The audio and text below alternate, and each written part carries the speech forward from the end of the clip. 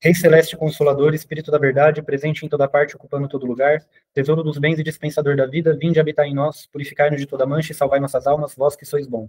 Glória a Deus nas alturas, paz na terra e benevolência aos homens. Senhor, abri os meus lábios e minha boca publicará vossos louvores. Senhor Jesus Cristo, Filho de Deus, tem misericórdia de mim, pecador. Bom, onde que nós paramos? Oi? Vamos começar o capítulo 9. A gente não começou? É que você fez toda uma introdução pela agora, a gente vai tá. falar. Beleza. Qual página que é? 78.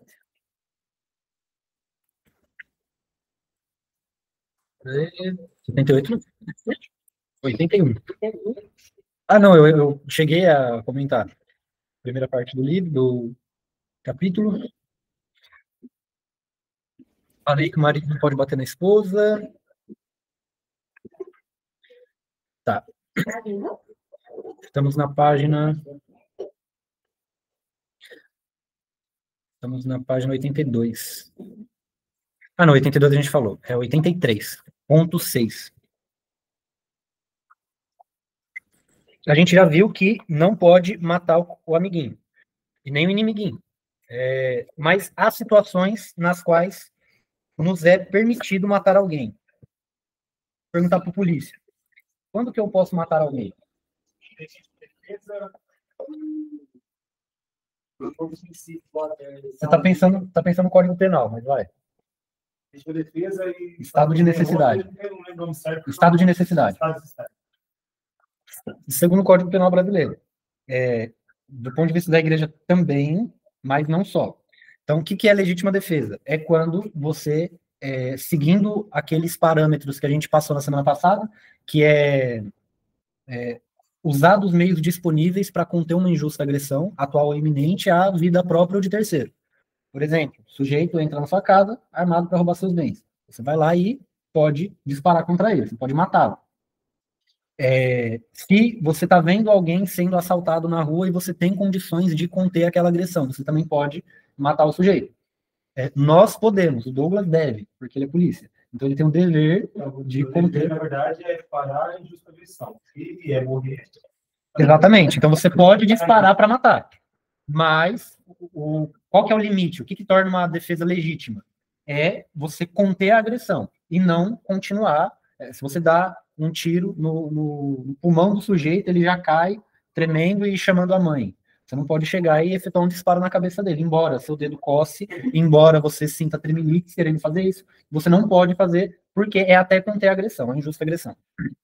E é uma agressão injusta, porque se a agressão for justa, eu não posso interferir no direito da outra pessoa de justamente agredir. Por exemplo, o Douglas está abordando alguém na rua e justamente está agredindo o mala, porque o mala fez alguma... O que leva uma pessoa a apanhar da polícia? Não sei. Falou a coisa errada do jeito errado ou foi para cima da polícia? Isso não pode ser na gravação.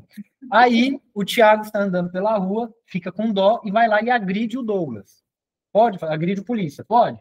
Não pode, porque a agressão que o polícia está fazendo é justa. Agora, se ele vê o polícia usando de abuso de autoridade, agredindo o inocente, aí ele pode agredir de volta. Percebe? Então, é até conter uma agressão que seja injusta. A outra situação é o estado de necessidade. O estado de necessidade é quando o direito que está sendo ferido não ele não está sendo ferido por uma pessoa que goza plenamente das suas faculdades mentais, ou está sendo ferido por um animal. Por exemplo, tem um cachorro louco na rua indo atacar as crianças. Posso tirar um revólver e dar um tiro na cabeça do cachorro? Posso. Isso não é legítima defesa, é um estado de necessidade, foi necessário fazer aquilo. Outra circunstância. O sujeito que está agredindo outra pessoa, ele é um deficiente mental e ele não goza das faculdades mentais. É uma legítima defesa? Não, porque ele não sabe o que ele está fazendo. Nesse caso, é estado de necessidade. Percebem? Há uma distinção clara aqui. E há outras circunstâncias... Tá assim, ó, da letra, né? Então, é que assim, não é pecado. Não quer dizer que não seja crime. Ah, sim, Tá? Verdade. Não é pecado, mas... Você está falando baseado Isso, na lei de Deus, que é a única que vale. Se o sujeito invadir sua casa e você disparar contra ele, corre. Né? Não acho que a polícia vai chegar e falar, cidadão, muito bem, tal, bom trabalho para a comunidade. Não, ele vai te levar preso. No momento que eu achei. Achou que a gente estava falando da lei brasileira. Não, vamos falar do que faz sentido aqui. Qual é a outra circunstância na qual eu posso matar alguém? Existem outras circunstâncias nas quais a gente pode matar uma pessoa.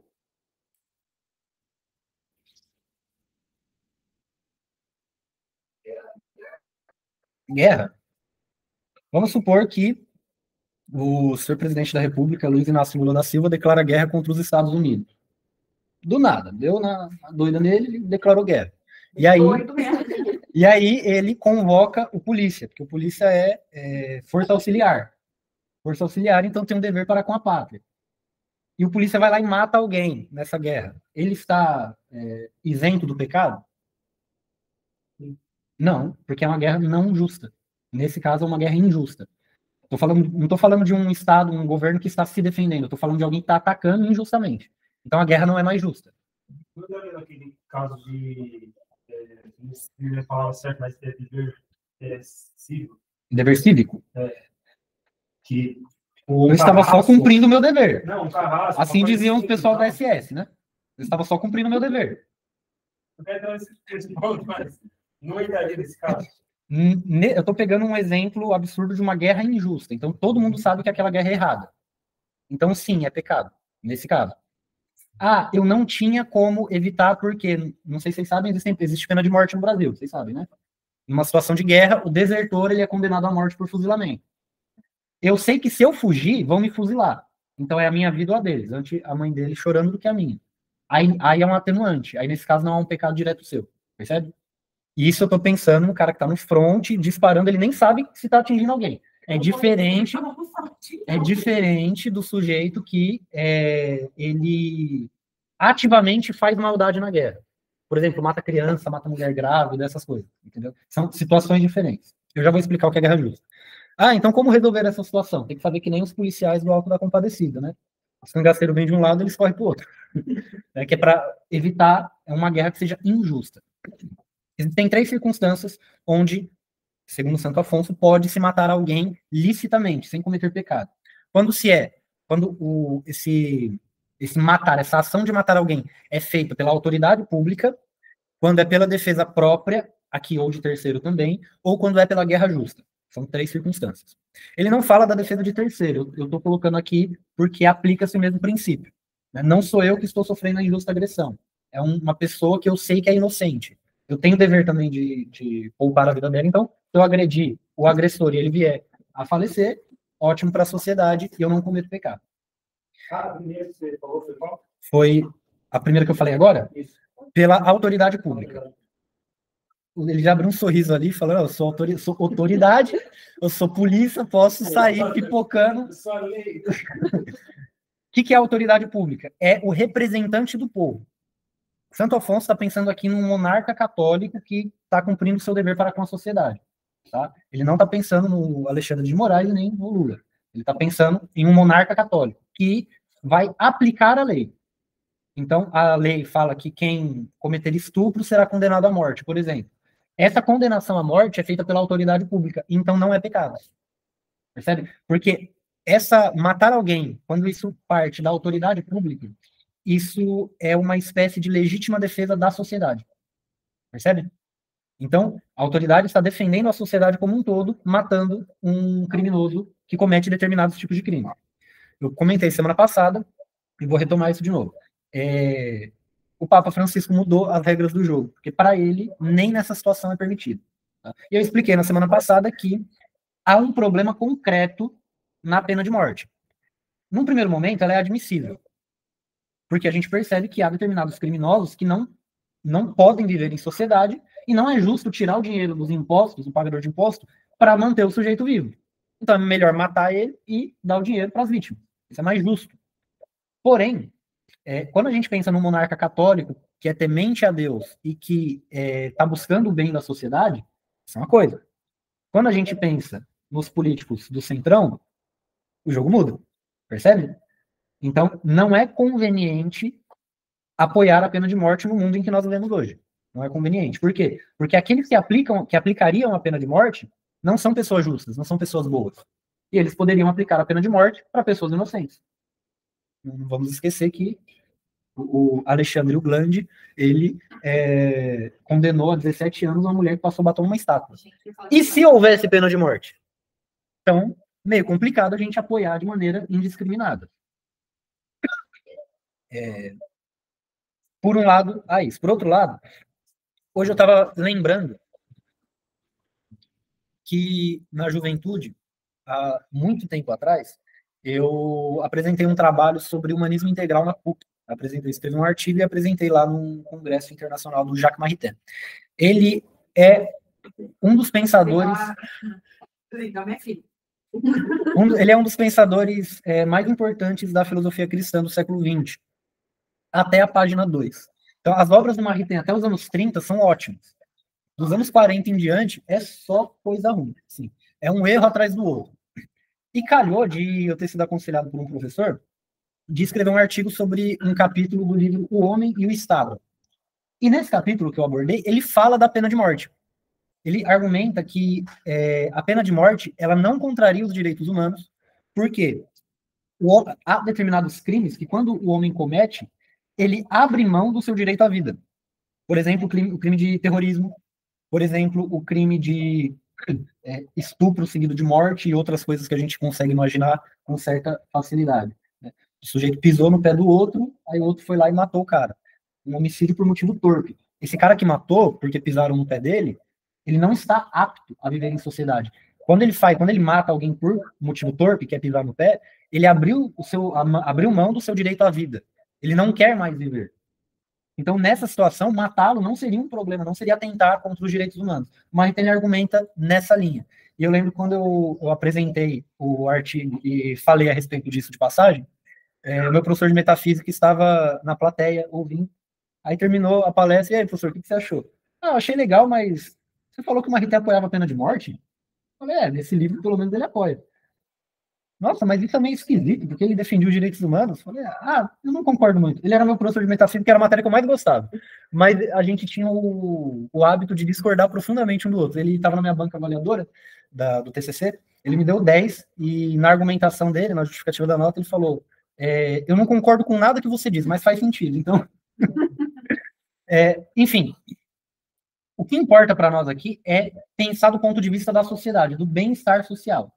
O bem da sociedade exige que certos crimes sejam punidos com a morte. E quem tem legitimidade para aplicar esse tipo de pena? A autoridade pública. Não são pessoas individuais. Não é eu, não é o Thiago, não é a Elaine, não é a Bruna. Não somos nós. É a autoridade pública, é o representante do povo. Esse que teria autoridade de aplicar esse tipo de pena. Que teria. Tá?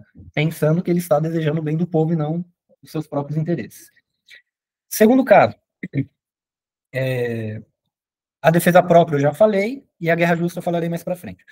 O Santo Afonso vai falar aqui, pela autoridade pública não só é lícito, mas é um dever dos príncipes e dos juízes condenar os réus à morte quando merecem. E é um dever dos carrascos executar a sentença. Quando ele a gente já falou isso outras vezes, quando ele fala de deveres aqui, ele está falando que quem não fizer comete pecado grave. Então, crimes que deveriam ser condenados com a morte devem ser condenados com a morte, e aquele que não condena dessa maneira comete pecado grave. E o carrasco também não pode ter pena, de executar a pena. Eu acho que até pena ele pode ter, só não pode deixar de executar. Então, você não pode deixar de fazer. Não, só que se ele tem que investigar se o condenado é justamente... Então, é aí que tá a coisa. Quem condena é a autoridade pública. O carrasco, se for um inocente, ele não tem pecado em executar a pena. A não ser que seja algo tão gritante que ele saiba que é uma vítima inocente. Aí ele pode, sem cometer pecado algum, abster-se de executar aquilo lá. Por exemplo, quando há perseguição dos cristãos.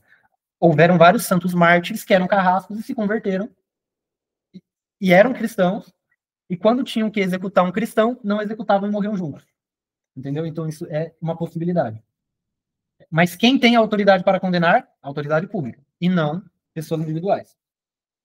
Embora pessoa individual seja uma redundância. O próprio Deus quer que os malfeitores sejam castigados.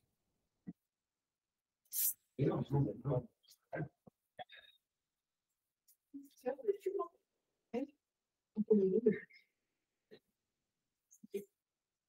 uma nota da tradução aqui, mas eu não vou falar porque julgo irrelevante.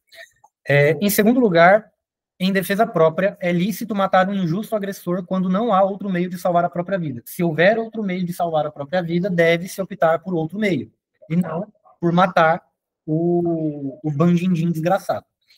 Inclusive, São Tomás, tanto São Tomás quanto o Catecismo Romano e o texto canônico, onde se diz,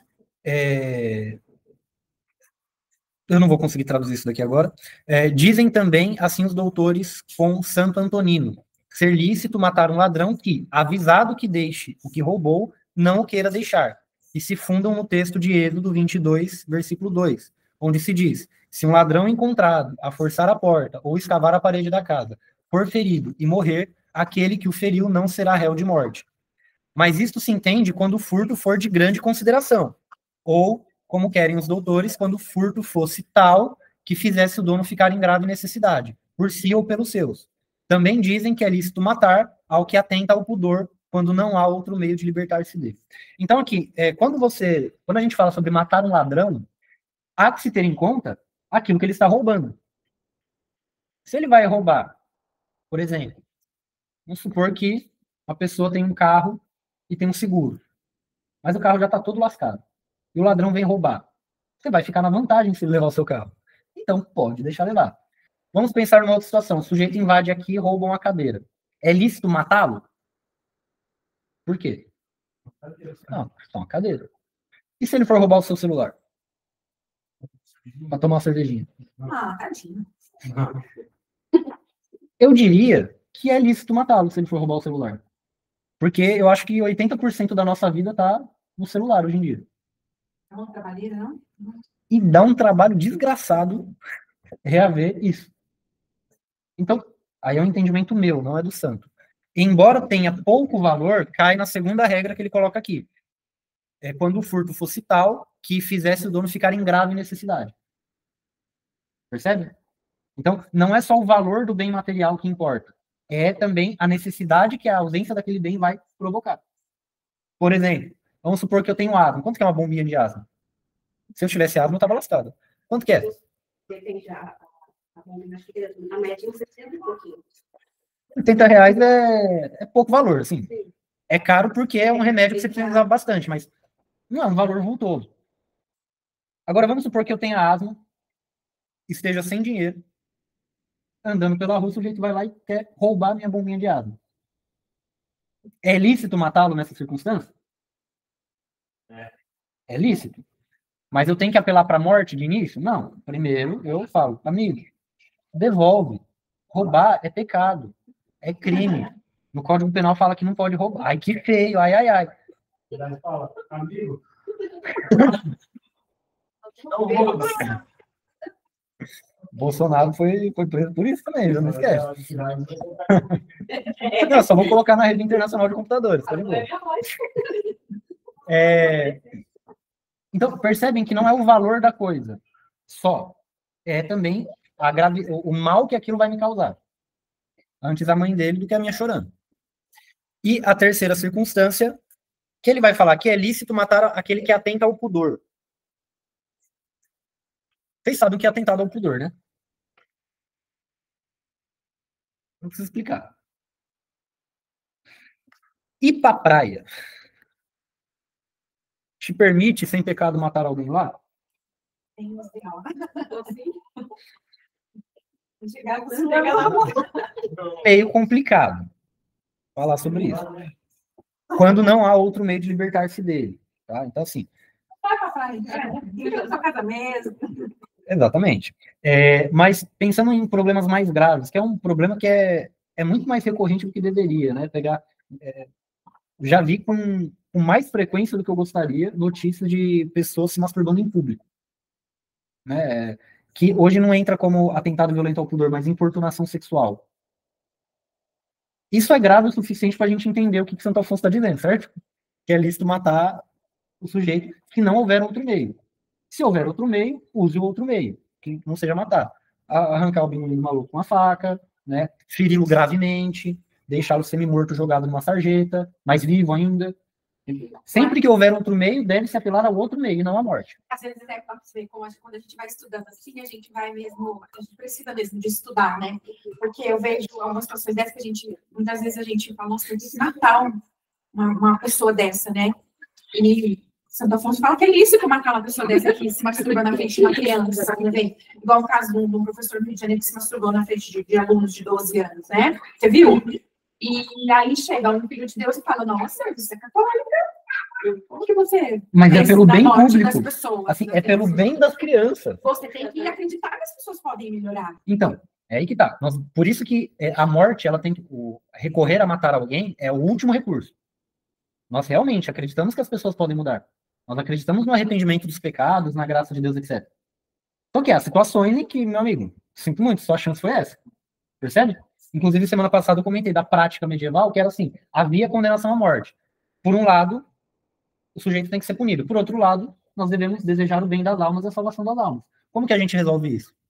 Os medievais resolviam da seguinte maneira: no cada falso havia um padre para dar absolvição no final. Então, o padre absolvia o sujeito e ele morria. E todo mundo ficava bem. Resolveu o problema. Percebe? O outro ponto. Cadê? Aí você solta, aí você vai preso. Aí, ser preso já é uma forma de você querer que a pessoa melhore? Então, é que a prisão, no Brasil, é considerada como... Castigo. Não, pior. É pior do que um castigo. No Brasil, é considerado como uma forma de ressocialização.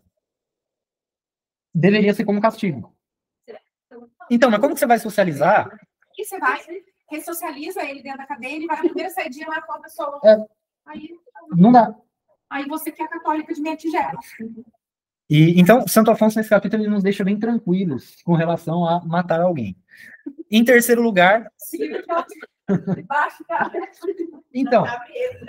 Então, é que você não veio há 2 aulas atrás. Que eu falei do primeiro ponto complicado aqui, do livro. O primeiro ponto complicado foi a violência doméstica. Mas já está explicado na aula. Tá? Aí tem esse ponto e tem um terceiro ponto ainda pior do livro, que é quando ele fala sobre aborto. Mas quando chegar lá a gente trata disso. Em terceiro lugar, é lícito matar os inimigos em uma guerra justa, ainda que seja duvidosa a justiça, quando se trata de obedecer ao próprio monarca. Porém, tá, então assim, o monarca, ele deflagrou a guerra. O soldado, ele presume que aquilo é justo. Ele presume que aquela guerra é justa. É que tem situações que não dá para presumir. Na Segunda Guerra Mundial, aquele pintor lá austríaco, não dava para presumir que era justo aquilo. Não tem como presumir uma justiça naquilo lá. A guerra de Israel e Palestina. Não dá para presumir que Israel é o certinho da história. Não dá para presumir uma inocência do monarca, do chefe de Estado. Agora, via de regra, presume-se a justiça do chefe de Estado. Por exemplo, a guerra de Rússia e Ucrânia. Os dois lados têm seus pontos. Então, os soldados presumem a justiça da guerra. Então, eles podem matar, sobreviver, tá tranquilo. Não que seja bom matar, tá? Eu preciso fazer esse adendo. Não é que matar na guerra seja algo bom. Não é bom. Se fosse bom, as pessoas não voltavam com um transtorno de estresse pós-traumático. Não é algo bom. Agora, o ponto dele aqui é tranquilizar o soldado. É tranquilizar a pessoa normal, a pessoa comum que foi, de alguma maneira, forçada a guerrear. Inclusive, não à toa, a igreja tem muitos santos que foram soldados e que muito provavelmente mataram pessoas. São Jorge, Santo Inácio de Loyola, só que ele foi soldado antes de se converter, né? Ele se converteu depois. Pessoas que foram santas no exército. São Jorge, aquele santo que as imagens dele são horríveis, né? Não, o outro. Não, Santo Expedito tá trajado, aquele que é retratado nu, num tronco. Como é o nome dele? São Sebastião. Um jeito horrível de retratar o santo, porque nos relatos dizem que ele tomou tanta flechada que parecia um ouriço. E ele era soldado. São Vítor também, inclusive padroeiro dos soldados, e tantos outros. Santa Joana d'Arc. Santa Joana d'Arc matou gente, porque ela foi santa na guerra. Então, houveram santos que foram soldados. Então, para tranquilizar os soldados e mostrar-lhes que no cumprimento do dever você não está cometendo um pecado grave, ele põe essa parte aqui. Porque senão as pessoas podem correr no risco rigorista de achar, não, eu não posso matar ninguém, então eu não vou à guerra, e aí invadem a sua casa, estupram sua família, destroem a sua sociedade, e você fica, não, eu sou puro, eu sou limpinho. Não, não é assim que a banda toca. Em terceiro lugar, é lícito matar inimigos numa guerra justa, tal, tal, tal. Porém, aos duelos e desafios particulares, estava, na época, reservada a excomunhão, tanto para os que disputam, quanto para os seus padrinhos. Então, na época ainda haviam duelos, para que os homens tirassem. Na época não tinha. As pessoas não transformavam tudo em processo. Você tinha uma diferença com o cara, você resolvia como homem, no duelo. No tiro, na espada. Eu vi que o duelo, na verdade, a igreja meio que foi para frear logo depois da conversão dos bárbaros. Não, aí. Vamos usar o duelo, então. Ao invés de todo mundo se matar, ser 2-0. Não exatamente. Os duelos eles são proibidos e punidos com excomunhão desde o século VIII, se não me engano.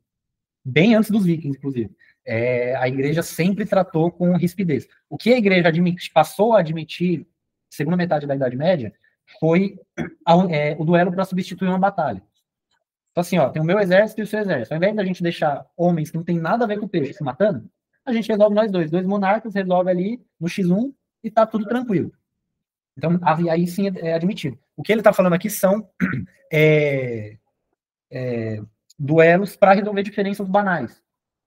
Por exemplo, dois homens que queriam a mesma mulher e aí eles iam duelar para ganhar o coração e a mão da donzela. É coisa de otário. Então a igreja condenava e punia com excomunhão e não só. E aquele que morre num duelo fica proibida a sepultura na igreja. Ficava, né? Porque hoje não existe mais duelo. E na mesma excomunhão incorrem aqueles que aconselharam o duelo. Então, assim, a vida humana não é carta de aposta. Não deve ser usado para coisas torpes. Eles ficam lá assim, Também. Hoje não existe duelo aos moldes de antigamente, mas ainda existem duelos. Assim, o sujeito tromba o outro na rua, sai na faca e algum dos dois acaba morrendo. É um tipo de duelo, isso daí. Só que de baixa renda. É duelo de baixa renda. Na época tinha espada própria para duelos, punhais, os revólveres e tal. Era legal porque eram aqueles revólveres de carregar pela boca, né? Que você tinha um tiro e você tinha que ter a mira boa, senão era na faca. Era mais legal. Fora destes três casos, é sempre pecado matar o próximo, bem como feri-lo ou agredi-lo. Então, incorre no pecado não matar aquele que agride gratuitamente uma outra pessoa, ou melhor, injustamente uma outra pessoa. Fisicamente, não verbalmente. Você pode xingar o cara que te fechou no trânsito sem pecado. Agora, agredir, aí já conta como pecado contra o quinto mandamento. Aqui vem a parte complicada. É proibido o aborto, vírgula, ainda que o feto não tenha alma. É um santo falando. Essa treta aí dos grandes, então. Oi? Essa treta aí entre os grandes. Como eu sou pequeno, Teve a. E aí? Foi por conta do processo da uma tentativa até chegar no final? Exatamente. Nota do tradutor. Eu acho que essa foi uma das maiores notas que eu escrevi aqui. Santo Afonso ele se baseia na teoria da tríplice geração da alma, que é uma teoria aristotélica. Então, para Aristóteles e São Tomás de Aquino, o desenvolvimento humano dava-se, a gestação dava-se em três fases. A primeira, o embrião tinha a alma vegetativa, que era responsável por dar o start da vida e fazer com que ele crescesse e se desenvolvesse. A segunda fase, ele ganhava uma alma animal. Ele desenvolvia uma alma animal e aí ele começava a se mexer, quando o bebê começa a mexer na barriga. E a terceira era, a partir de X semanas, ele ganhava uma alma racional. E aí, quando a criança nasce, ela já nasce com uma alma racional em desenvolvimento. Essa teoria faz todo sentido para Aristóteles e São Tomás. Santo Afonso, ele parte dessa teoria. Porém, há um problema que foi apontado por Santa Teresa Benedita da Cruz. Não faz sentido a teoria. Por quê? Eu não posso dizer que um feto ele começa com um pé de feijão e depois vira um poodle e termina como uma criança. Não faz sentido. O que faz sentido é que, no momento em que o espermatozoide encontra com o óvulo e há o ato criador de Deus, aquele embrião já tem uma alma racional, mas ao longo da primeira infância ele vai desenvolver essa alma. Então, primeiro, ele se aproximará às plantas, ele será próximo das plantas, ele não vai agir por conta própria. No segundo momento, ele passa a sentir estímulos físicos, como os animais. E no terceiro momento, ele desenvolve a razão, que é quando a criança começa a falar, etc. Então, hoje a igreja tem essa segunda visão. Na época, a igreja não tinha batido o martelo com relação a isso, porque era só uma teoria biológica e Aristóteles e São Tomás não tinham instrumentos para saber como era o desenvolvimento humano. Então, é uma mera teoria de filosofia natural, a qual nós não devemos tratar com rigor, com excessivo rigor, levar a ferro e fogo. Tá? Então, aqui essa daí é chamada de doutrina da animação mediata, ou seja, a alma ela vai envolvendo a criança com o passar do tempo. Não é essa teoria que usamos hoje. O que usamos hoje é que no momento em que o embrião ele é concebido, ali já há uma alma racional, uma alma humana, e que a gente não pode matar de maneira nenhuma. Qual que é a relevância que isso tem? E para São Tomás de Aquino, o aborto, até o 3º mês, ele não era um pecado contra o 5º mandamento. Era um mero pecado contra a castidade. Então era mais leve. Percebe? Agora, com essa nova visão da igreja, a igreja considera o aborto em qualquer fase como um pecado contra a vida e não contra a castidade. Dúvidas, perguntas, questões? Claro? Tá, beleza. Inclusive, hoje a igreja pune com excomunhão lata sententia aqueles que praticam aborto. Então, até o Papa Francisco, quem cometia o aborto só podia ser perdoado pelo bispo. O Papa Francisco ele permitiu que quem comete o aborto, embora esteja excomungado, pode se confessar com qualquer padre pode levantar a excomunhão para esse pecado. Não farei juízo de valor com relação a isso. E quando o feto está animado, quando possui alma, não é que é quando a criança está agitada, né? É quando possui alma. É um dos casos reservados e à pena de excomunhão. Não só para quem pratica o aborto, mas para todos aqueles que para isso que cooperam, seja com seus atos, seja com seus conselhos. Então, na época, a igreja punia com excomunhão, inclusive quem aconselhava a abortar. Hoje eu não sei se tem essa excomunhão. Deveria ter. Que enorme pecado é esse? Fazer aquela criancinha morrer sem o batismo é o mesmo que fazê-la perder a alma por toda a eternidade. Que remédio tão bárbaro querer remediar o pecado cometido com um pecado tão maior. Advirta-se também... Oi? Ouvindo voz e...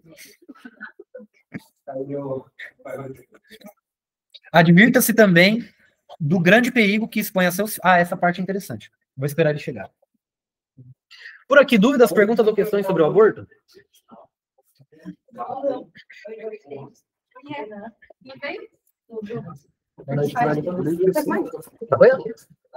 Alguém tem que trabalhar naquela...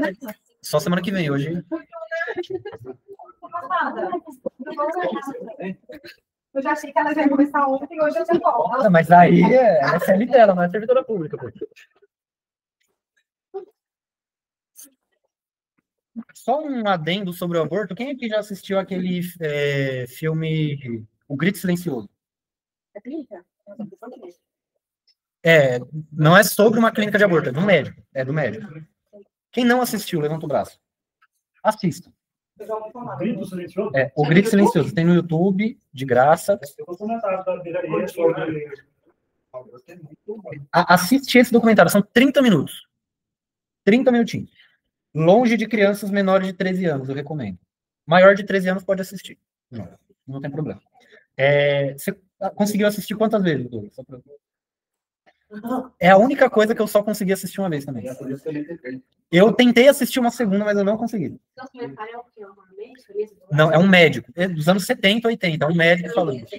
Isso, esse mesmo. Eu já fazia. Ele fazia 1000 abortos até que ele chegou ao ultrassom. Até que ele viu o ultrassom.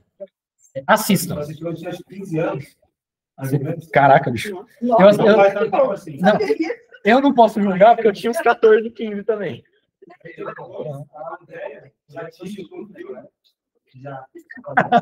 Mas depois tinha um filme, acho que esse que o Bruno falou. É Blood Money. Blood Money. Que aí, quando eu vi a cena assim, foi bem próximo, eu ia ser na sala já, depois que eu ligou. O Blood Money eu achei mais tranquilo, mais leve do que o Grito Silencioso. O Grito Silencioso eu achei pior. Não, que pareceu a cena. No começo eu falei, não, tava bem, então não. Mas assistam, e não só assistam, mostrem para as pessoas que sejam maiores de 13 anos, pelo amor de Deus. Não recomendo deixar crianças verem isso. Mas mostrem para as pessoas, para elas entenderem, de fato, o que é um aborto provocado.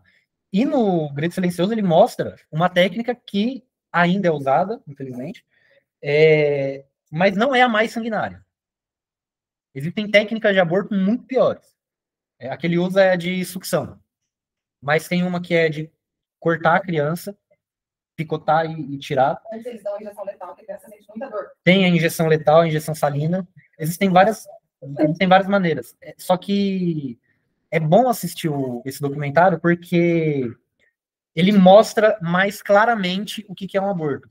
Qualquer outro método abortivo é tão ruim quanto porque está matando do mesmo modo. A pílula do dia seguinte, algumas pílulas anticoncepcionais, o DIU. Não é que é ok usar, calma. É que não são todas que abortam. Algumas só mudam o ciclo da mulher e aí a gravidez torna-se impossível. Ela não acontece. Mas tem algumas que têm um efeito duplo.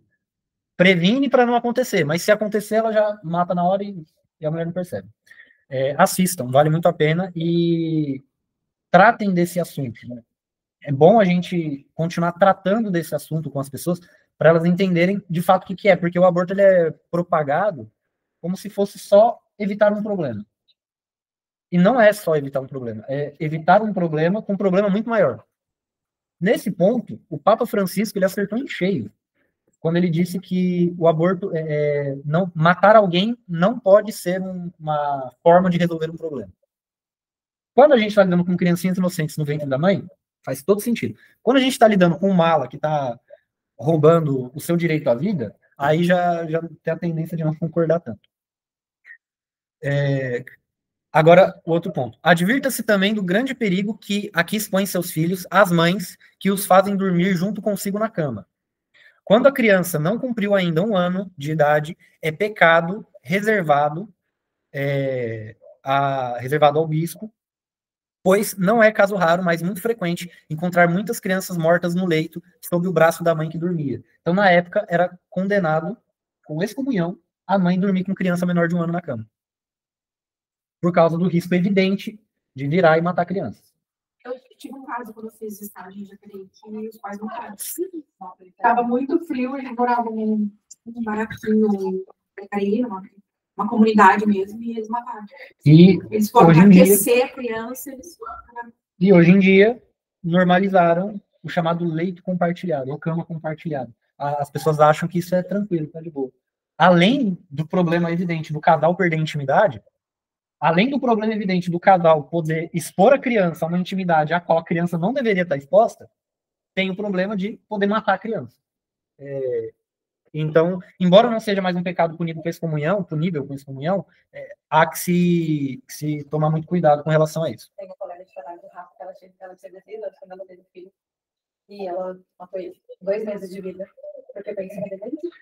Imagina a desgraça que isso não fez na cabeça dessa pessoa. Ela teve o bebê, ele estava sozinha com o bebê, cuidando sozinha dele, tipo, muito cansado, dormiu,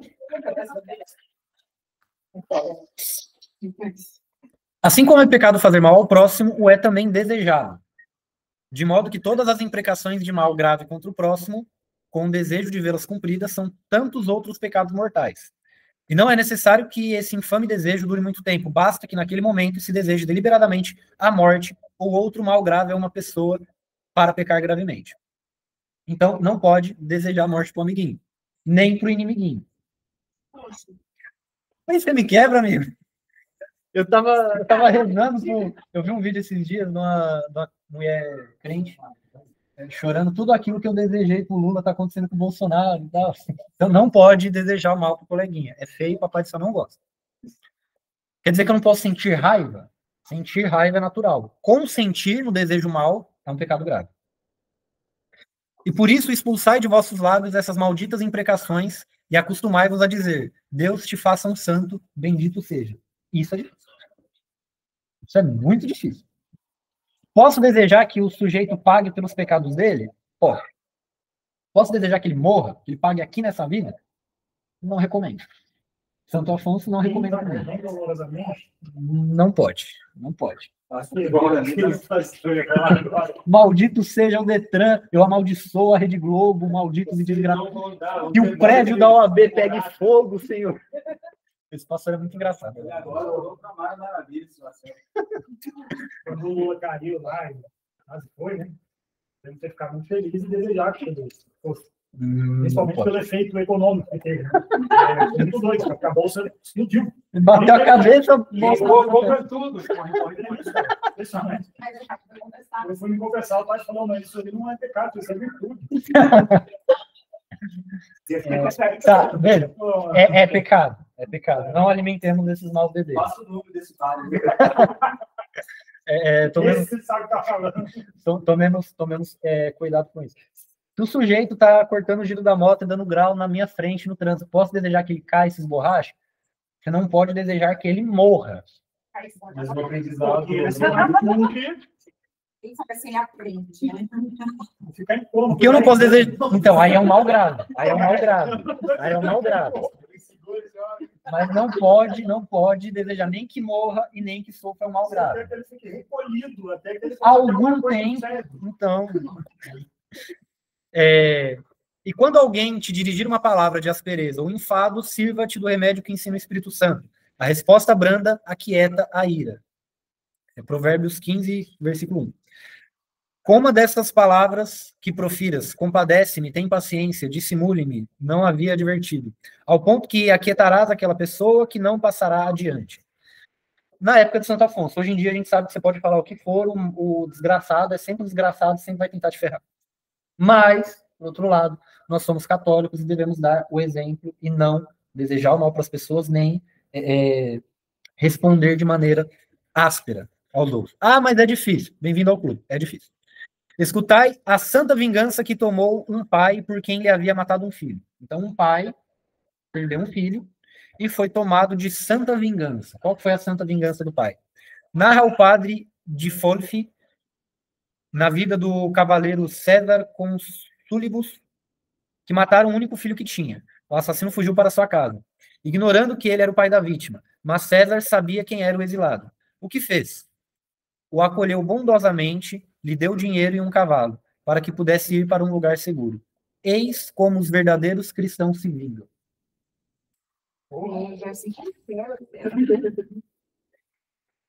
O legal é que na primeira metade da aula, eu estava falando sobre a Guerra Justa, e a Natália, aê, pode matar!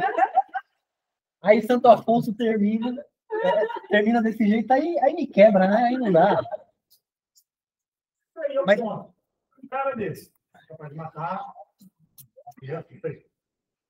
aí você vai e ajuda o cara, da casal, da alimento, da comida, e se o cara cometeu outros crimes parecidos?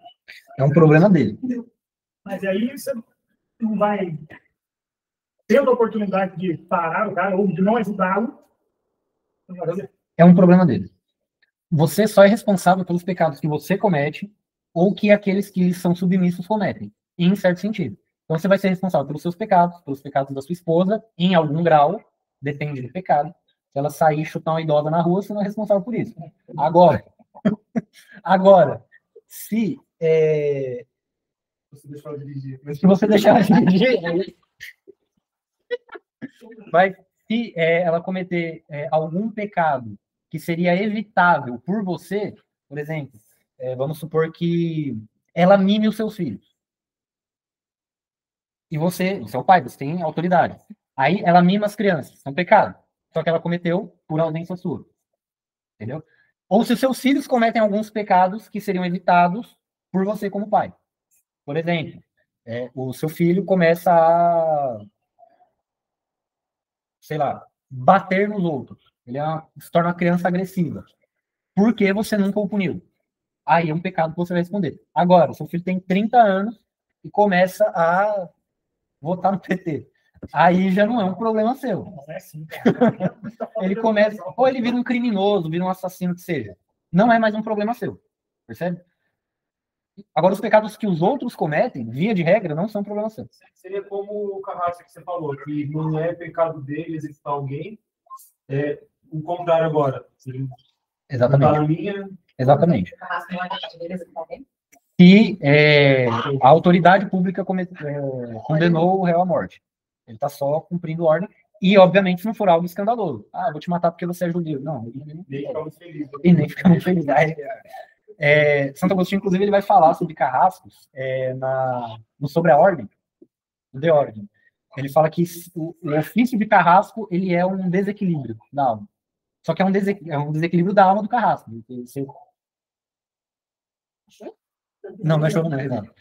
Ele dá uns 25 infartos da minha esposa todo santo dia, porque ele dá essa risada meio esquisita. O carrasco, ele é um desequilibrado. Por quê? Porque o ofício dele é matar gente. Então ele não vai ser uma pessoa normal. Então ele é um desequilibrado. Só que o desequilíbrio dele, a desordem dele, serve à ordem pública. Então ele vai argumentar nesse sentido. Da mesma maneira que a prostituta. A prostituta é uma desequilibrada. Mas o desequilíbrio dela, em alguma medida, serve à ordem pública. Qual que é a argumentação de Santo Agostinho? Que há homens que não conseguem controlar os instintos sexuais. É melhor que eles frequentem... que é menos pior? Eles frequentarem prostíbulo ou enganarem moças de família, engravidar e vazar? O que é menos pior? Exatamente. É um pecado que outras pessoas têm responsabilidade? Não. A responsabilidade dele e da Kenga. Mas não é problema de mais ninguém.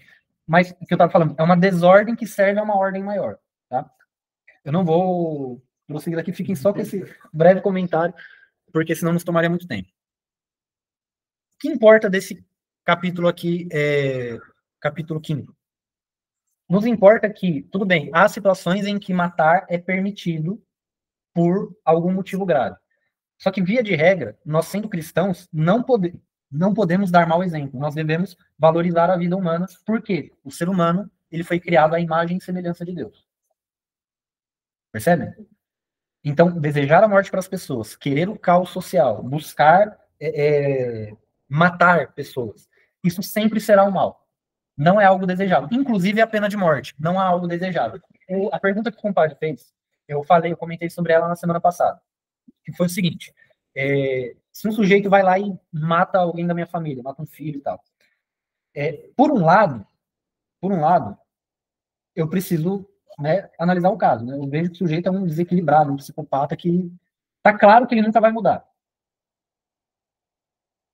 Eu poderia vingar o meu filho? Enquanto cristão, eu poderia vingar isso? Não. Mas existem atenuantes aqui. Por quê? Pô, é meu filho, eu tinha o dever de cuidar dele. Segundo, esse sujeito no Brasil, ele não será punido. Ele não será punido. Porque ainda que ele seja preso, ele vai cumprir um sexto da pena, vai ler uns livros e vai sair. E pode fazer isso com outras pessoas. Então, é pecado? Via de regra, mas há atenuantes.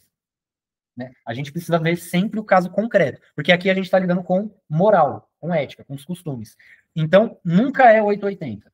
Nunca a gente pode levar a ferro e fogo e tratar o preto no branco. Sempre vai depender do caso concreto, via de regra. Dúvidas, perguntas ou questões sobre o 5º mandamento, não matar? Tem a possibilidade de poder fazer. Você vai ter uma possibilidade de poder fazer. Depende, não sempre. Não sempre, mas há questões que ele coloca aqui para que nós fiquemos com a consciência tranquila, né? O ladrão invadiu minha casa, tá minha esposa e meu filho lá. Aí eu vou lá e pipoco o sujeito. Eu não preciso ficar, eu preciso fugir da polícia, mas eu não preciso ficar com a mente pesada de, matei uma vida humana. Não, calma. Apontamento sobre o 5º mandamento? Tá. Passemos para o 6º. Essa criança não é minha, né? Ah, tá. 6º mandamento.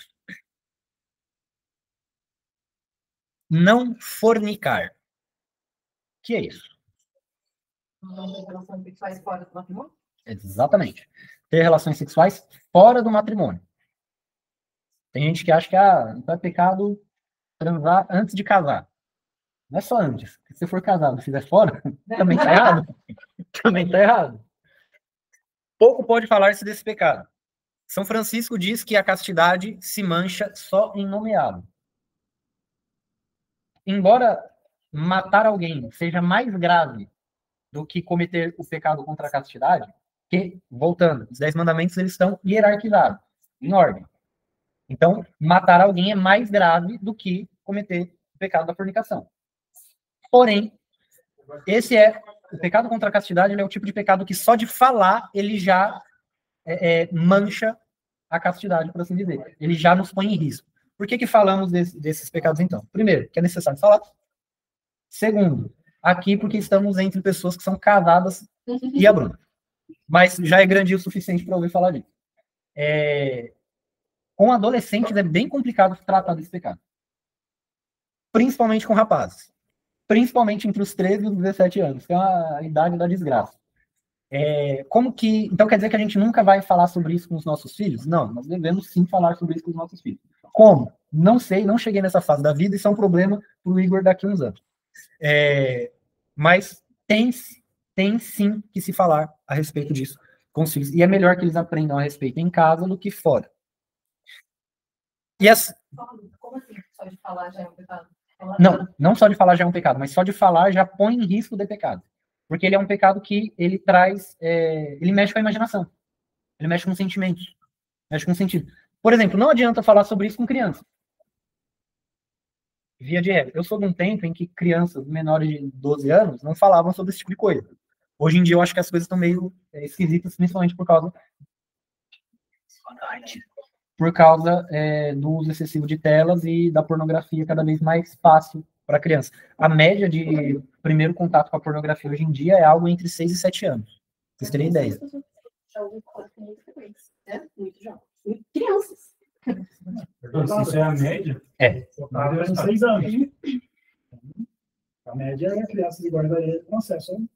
E assim, não é igual... Era 300 anos atrás com a revista. Há 20 anos atrás, a revista, a Band, depois da noite. Não, não é. Não. Sim.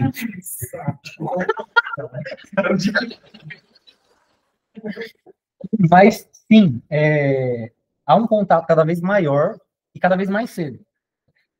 Quando o Santo Alfonso vai falar sobre o pecado contra a castidade aqui, ele está na primeira metade do século XIX. Não tinha 1/10 dos problemas que tem hoje em dia. Tanto que chega um ponto aqui que ele fala, faz a prática das 3 Ave-Marias quando você acordar, que você será liberto do pecado contra a castidade. O pecado contra a castidade era um jovem rapaz, perdoe a minha expressão, querer comer a menininha da idade dele. Também jovem. Então, era isso. Não era imaginando, vendo pornografia no celular, com acesso extremamente fácil. Não era soft porn em propaganda de... Hoje em dia não tem tanto outdoor, né? Mas propaganda que aparece no próprio celular, Instagram. Mas tem no Instagram é soft porn. É um negócio bizarro. É uma coisa que, não é pornografia. Tá, mas é um monte de mulher de biquíni e decote.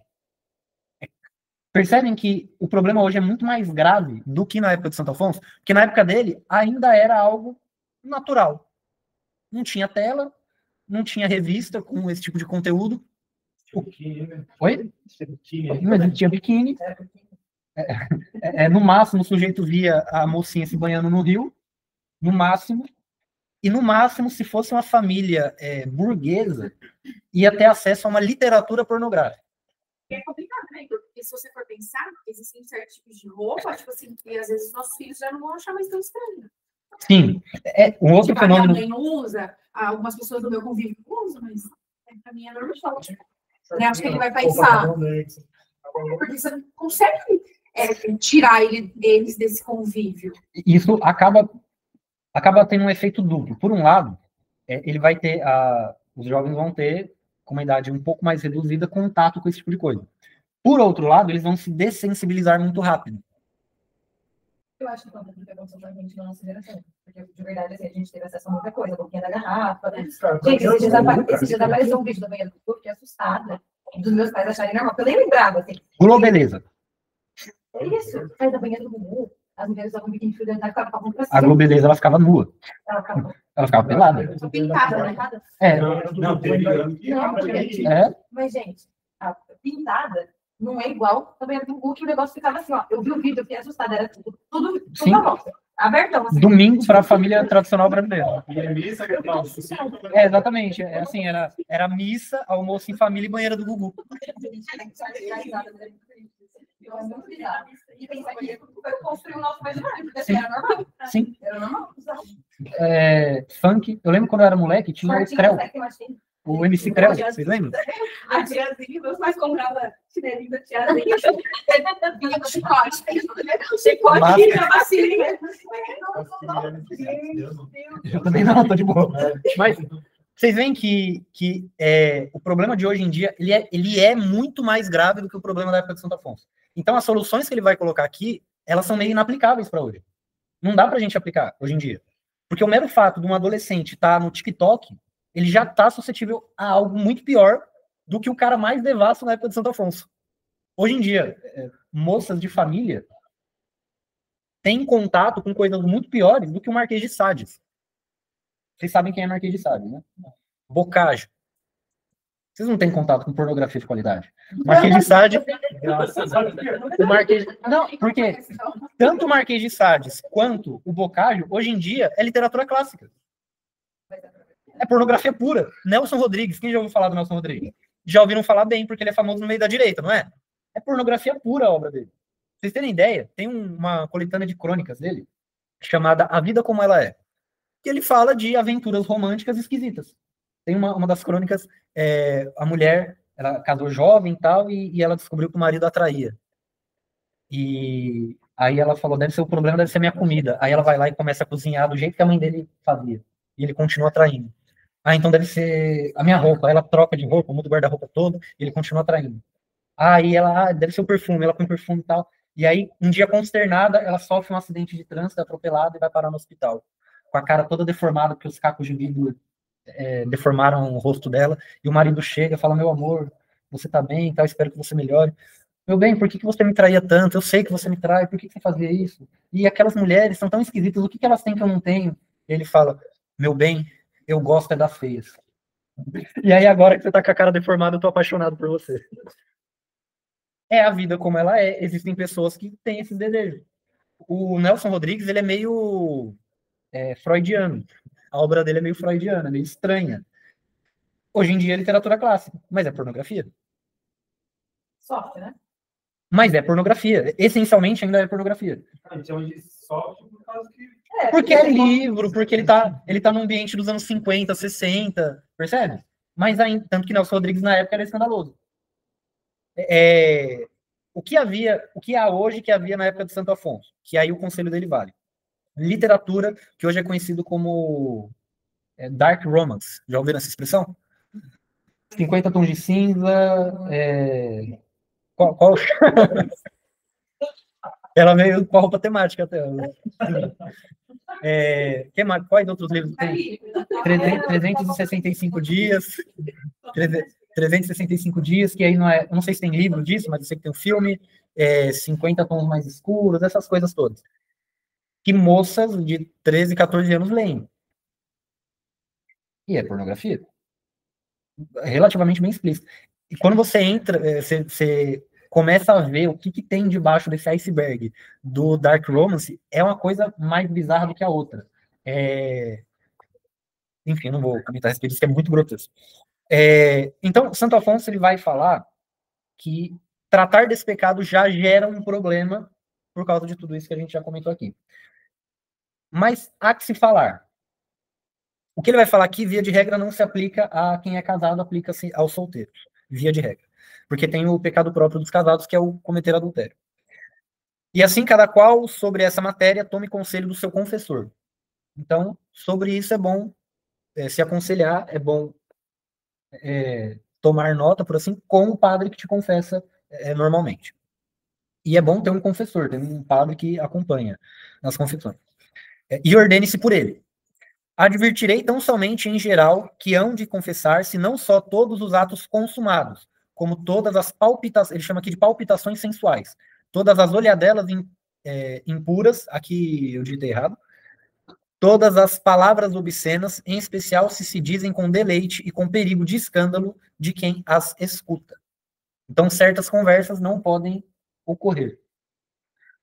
Nota de rodapé. Não podem ocorrer com pessoas que têm o risco de cair nesse pecado. Pessoas que não têm o risco de cair no pecado, não há problema. Por exemplo, você está com seu cônjuge no momento a sós os dois. Pode falar besteira? Pode. Está você e o seu cônjuge. O que isso vai provocar de sentimento, você resolve com seu cônjuge. Percebe? Perto de criança? Óbvio que não. Perto de pessoas que podem cair no pecado, porque são solteiras ou, enfim, se não casaram ainda, então, é pecado também, tá? Terminada a nota de rodapé. Aí ele vai falar das palavras, daquilo, ele chama de palpitações sensuais, são imaginação, dar asas à imaginação, olhadelas impuras, que eu creio que eu não preciso explicar, porque vocês são bem inteligentes para entender. Devem confessar-se, ademais, todos os pensamentos desonestos. Creem alguns ignorantes que tão somente os atos impuros devem ser confessados, mas não é assim. Hão de explicar-se ao confessor todos os maus pensamentos consentidos. Então, é pecado o consentir no mau pensamento, não simplesmente sentir. Por exemplo, o sujeito, ele percebe que ele teve um mau pensamento, e aí ele cessa aquilo e passa a pensar em outra coisa. Não, é pecado. Ele começa a deleitar-se nesse mau pensamento. Aí é pecado. Pergunta que eu vi gente fazendo para influencer e a resposta foi boa, inclusive. É pecado pensar na própria esposa? Pensar coisas impuras com a própria esposa ou com o próprio marido? Depende do quê? De onde o marido tá. Se ele estiver sozinho. Dentro do forno. Não. É? Não. Peraí. É um tratamento, não é? Sim. Não, eu entendi. Então, Pensar... Terminar, né? desculpa. Peraí, você não na festa da mulher, vai no meio rapidinho, não, né? Não, aí não. Agora... Se pegar, eu não pensar nesse coisa, não. Pensar cositas calientes com seu cônjuge é pecado? Num primeiro momento, não. Num primeiro momento não é pecado. O que é pecado? Quando você sabe que você não pode tornar esse pensamento em realidade num período razoável. Por exemplo, marido está viajando e vai ficar 1 mês fora. Aí a mulher fica pensando nele, pensando cositas calientes, e ela sabe que ela não vai conseguir cumprir aquilo. Isso é colocar-se em situação de pecado. E o marido é a mesma coisa. Agora, exatamente. Pode gerar. E se colocar na situação, já é pecado, né? Sim, é pecado colocar-se em situação de pecado. Só que qual que é o ponto aqui? Se não dá para você, Não, peraí. se não dá para você ter acesso ao seu cônjuge num tempo razoável para satisfazer os seus desejos sexuais, então você não pode ficar pensando. Porque você está se colocando em situação de pecado. E isso já é pecado. Entenderam? Beleza. Isso, por exemplo, não pode ser tratado com o adolescente. Esse ponto aqui não pode ser falado com o adolescente. Por quê? Ele vai ficar tentando. Porque trata-se de um pecado de pensamento, percebe? Então, para o adolescente, o que você fala? Não pode. Ponto. Evita, corre, foge. Para pessoas casadas, ó, não é bem assim, você não precisa ser Ai, padre, me perdoa, eu pensei na minha esposa pelada. Desculpa, gente. O padre vai falar, tá. E, se não na sua esposa, em quem você pensaria? Percebe?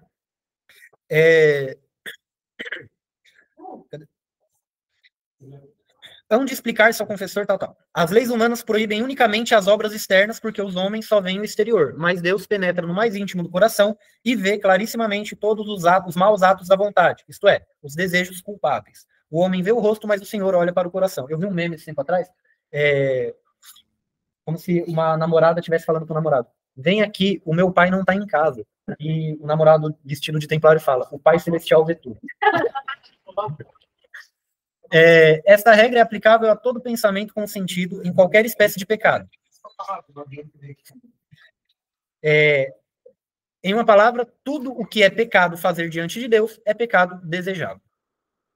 Ponto 2, eu vou encerrar. Dúvidas, perguntas ou questões? Ou apontamentos?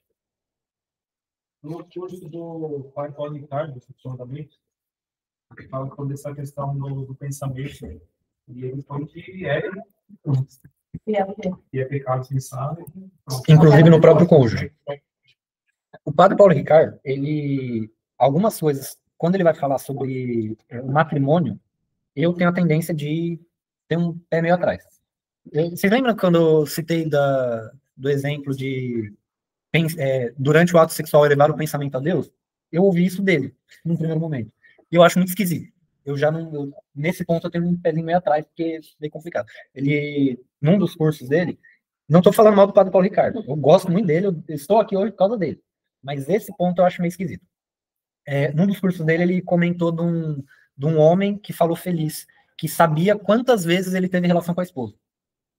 Que foram 4. Uma para conceber cada um dos filhos. Nossa. Isso não é acessível para um casal normal, gente. Mas isso é certo? Não, assim, não é, isso não é o certo. Tudo bem, é um sinal de virtude daquele casal, beleza. Pode ser um sinal de virtude. Se nem ele nem a esposa estiverem pecando por causa disso, se for consensual, quer dizer, é um sinal de virtude, porque eles estão controlando os próprios instintos. Então, é um sinal de virtude daquele casal. Mas será? Então, percebe o problema que isso gera? O que São Paulo diz? Porque, por um lado, ele diz isso. O que São Paulo diz? São Paulo entende que existe uma humanidade ali naquele ser humano. São Paulo diz o seguinte: a esposa não deve se negar ao marido e o marido não deve se negar à esposa tantas vezes quanto for requisitado. Percebe? São Paulo trata o ato conjugal como uma obrigação do casal, não como simplesmente uma possibilidade. Porque não é só para gerar, né, Igor? Tem a função. Tem a questão do prazer, Fazer que é importante, inclusive. da união entre o casal. Ele vai trazer, então, que o ideal seria você só fazer para procriar? Exatamente. Esse que é o problema. Não é que eu não goste do Padre Paulo Ricardo. Eu amo do fundo do meu coração, de verdade. Agora, o efeito disso, desse tipo de discurso, é um efeito problemático. Porque gera uma coisa que eu já vi gente falando, que se sente mal depois de ter relação sexual com a esposa ou com o marido. Porque acha que se sente meio impuro. Quando, dentro do matrimônio, não é algo impuro. Ao contrário, é algo que santifica. É algo que eleva o casal a Deus. Então, teoricamente, isso deveria ser virtude. Então, só que há a virtude de controlar os próprios instintos. Isso é virtude. Controlar-se a si mesmo é virtude. E Se os dois estiverem de acordo. Isso. Santa Zélia e São Luís Marcano, os pais de Santa Teresinha. eles não se controlavam muito. Né? 9 crianças. Eles se casaram com a intenção de não consumirem casamento. Consumarem. De viverem como amigos. Então, celibato. tudo bem, mas os dois aceitaram isso, né? Então, tá tudo bem até a página 2. O confessor brigou com eles. Porque falou que eles deviam ter criança. Percebe? Aí depois vocês começaram a ter criança. Exatamente. Graças a Deus, né? Exatamente. Então, assim, Isso também é bagunçado, porque coloca a relação sexual dentro do matrimônio, que deveria ser um bem, como uma coisa que não é tão boa assim. Porque se eu tenho que controlar, mas ao mesmo tempo eu tenho que fazer, Santo Agostinho, ele escreveu um tratado sobre relação conjugal. Não tem tradução em português, mas tem em espanhol. Eu acho que seria um ótimo livro para a gente abordar. Acho que seria um livro muito bom da gente pegar e lê-lo pausadamente. Porque ele fala sobre isso. Ele fala que, por um lado, o ato conjugal, ele mostra a debilidade do ser humano. Porque, eu creio que todos saibam, que no momento, não há muito controle. No momento você sente coisas que você não sente normalmente. No momento você faz coisas ou pensa coisas que você não pensa normalmente, ou pelo menos não deveria. Né? Agora, Santo Agostinho ele vai elaborar isso, e a primeira metade do livro você até fica meio escrupuloso, você se sente meio mal com a primeira metade do livro. Que ele vai tanto falando do pecado e da concupiscência e da tendência do ser humano para o pecado, que você fala, pô, então eu acho que as pessoas não deveriam mais fazer menino. Eu acho que tá certo, né? Só que aí no meio do livro ele coloca aquilo que fora do matrimônio é pecado, aquilo que fora do matrimônio é adorar a Satanás, no matrimônio é adorar a Deus. A mesma ação no matrimônio eleva a alma e salva a alma. Percebe? Então, é um assunto que seria bem interessante de se tratar. Pelo menos a partir dessa perspectiva do Santo Agostinho, porque ele é bem razoável. Ele é bem humano. E Santo Afonso ele não vai seguir essa linha puritana, por assim dizer, de tratar o ato conjugal como algo intrinsecamente mal, né? Como algo que deveria ser evitado. Ou deveria usar só para procriação. Ele não segue essa linha. Ele é também bem razoável quando vai tratar disso. Dúvidas, perguntas ou apontamentos? Muito bem. Vamos encerrar por hoje. Estou na página 86. Faltam mais 80. Nossa Senhora. Vamos encerrar. Em nome do Pai, do Filho e do Espírito Santo. Amém. Ave Maria, cheia de graça, o Senhor é convosco. Bendita sois vós entre as mulheres, e bendito é o fruto do vosso ventre, Jesus. Santa Maria, Mãe de Deus, rogai por nós, pecadores, agora e na hora de nossa morte. Amém. Rogai por nós, Santa Mãe de Deus, para que sejamos dignos das promessas de Cristo. Amém.